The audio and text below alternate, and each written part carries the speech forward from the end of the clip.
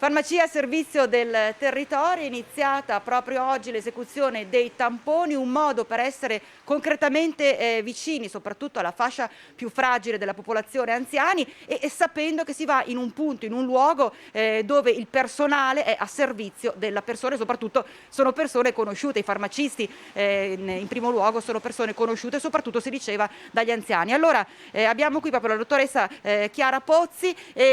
Come sta andando questo primo giorno? Come sta funzionando? Direi molto bene, siamo molto contenti, credo anche che rispondiamo a un bisogno di sicurezza delle persone. Al via oggi il servizio tampone in farmacia, reso possibile grazie a un protocollo con la Regione Veneto che definisce disposizioni e costi contenuti dell'operazione.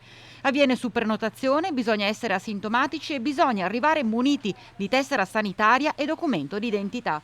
Ogni persona sottoposta a tampone, qualsiasi sia l'esito dell'esame, sarà inserita in un registro sanitario regionale. Lei è la prima volta, io li ho già fatti, sì, ancora dietro, però almeno sappiamo com'è il discorso, insomma, sappiamo. Per sentirvi più sicuri? Sì, quello sì, sicuramente, anche se hai delle persone a casa anziane o cosa, almeno per loro, ecco. Non l'ho mai fatto e per avere comunque una sicurezza personale anche nei confronti di altre persone. Comunque è comodo venire qua in farmacia? Sì, è fatto. È un prezzo anche abbordabile, per cui adatti a tutti per chi che vuole tenere sotto controllo. Arrivi qua, fai, fine. Sapendo benissimo che però anche se si è negativi e si risulta negativi bisogna assolutamente rispettare tutte le misure di sicurezza, quindi continuare a tenere mascherine e quant'altro.